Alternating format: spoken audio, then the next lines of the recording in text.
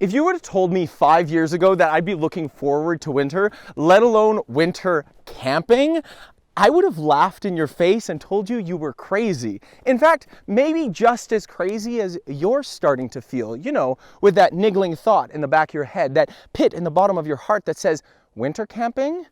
Maybe?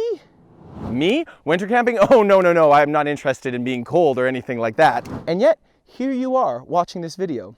Interesting.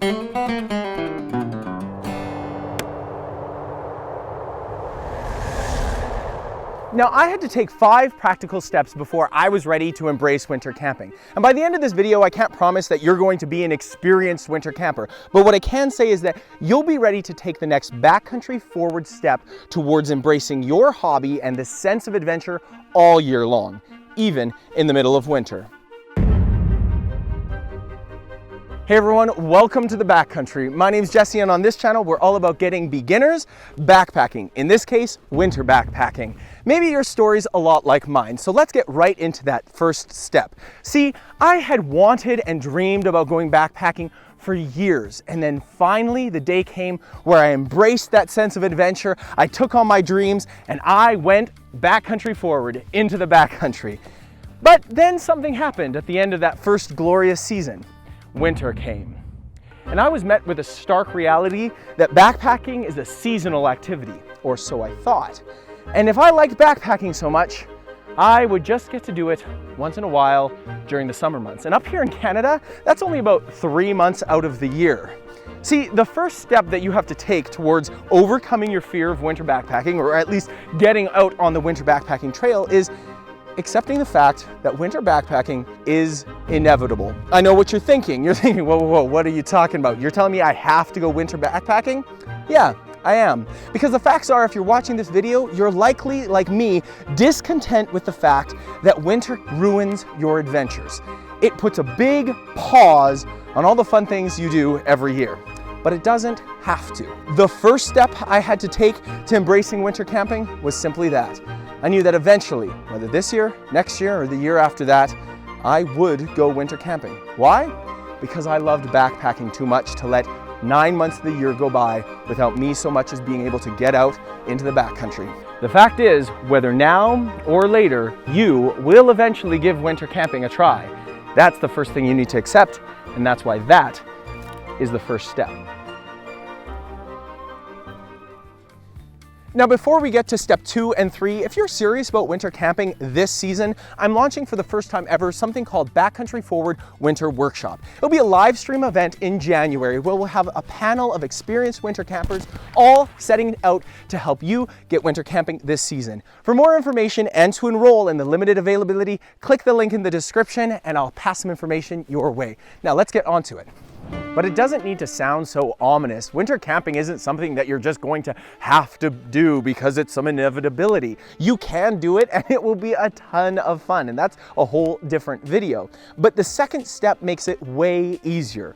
Start where you are. I mean that, literally, your backyard. Start there. I started winter camping by accepting the fact that I wanted to do it, and then realizing the best way to get accustomed to it is going into my backyard. I'm a firm believer that all backpacking should start in your backyard. Before you go to the backcountry, get into your backyard. Have I made it clear yet?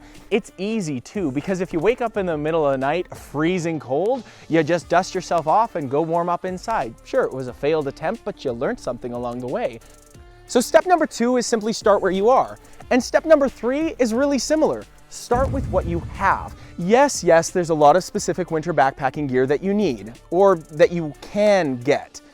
You don't really need all of it. There's a few creative ways that you can start with exactly what you have. And sure, your backpack will be a lot heavier than other guys' backpacks, but let's be real. We all start backpacking with a heavier backpack than what we end up with. Sure, it will be a little heavy and rest on your shoulders, but if you're serious about this, you can do it. We've all been there before. Maybe that looks like using 2 sleeping bags instead of 1. 2 summer bags combined, adding extra warmth. Or maybe it looks like putting a Mylar blanket underneath your sleeping pad to reflect just a little bit of heat back at you.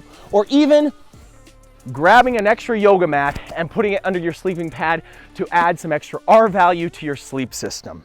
Whatever the case is, winter camping doesn't have to break the bank. And you don't have to worry about all the special gear. Put some hot water in an Nalgene bottle and cuddle up with it at night. Don't worry, you'll get by, you'll be fine. And if you're not, well, guess what? You're still only in your backyard. And that's where step 4 comes in. Step 4 is where things start to get a little serious. See, as I went into the backyard for the first couple of times and was testing my gear, I did begin to realize that there was certain pieces of gear I actually needed. And step 4 has 2 essential parts to it. It really comes down to taking it one step further. I mean that both in regards to your gear, maybe getting a few things that you didn't have that you think would be beneficial, or borrowing them from a friend, or renting them from a gear company. And the bigger part of this is taking it one step further outside your backyard.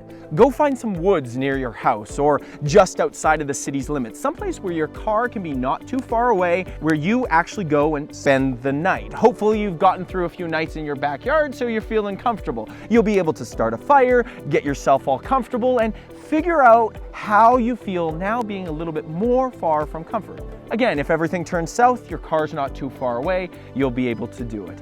And step 5 is where this all gets real. Plan your trip. For me, step 5, the final step, took about 2 full years. 2 years after I had already taken step 1 and accepted the fact that this is all inevitable. And it is simply plan your trip. If you've accepted the fact that winter camping is inevitable, then you're going to need the next steps. I put together a playlist designed to encourage and equip you to get out winter camping this year so that you can be backcountry forward even in the winter time. I've also got some tips and tools designed to help you along with that journey. So get out there, have some adventure, and keep moving forward.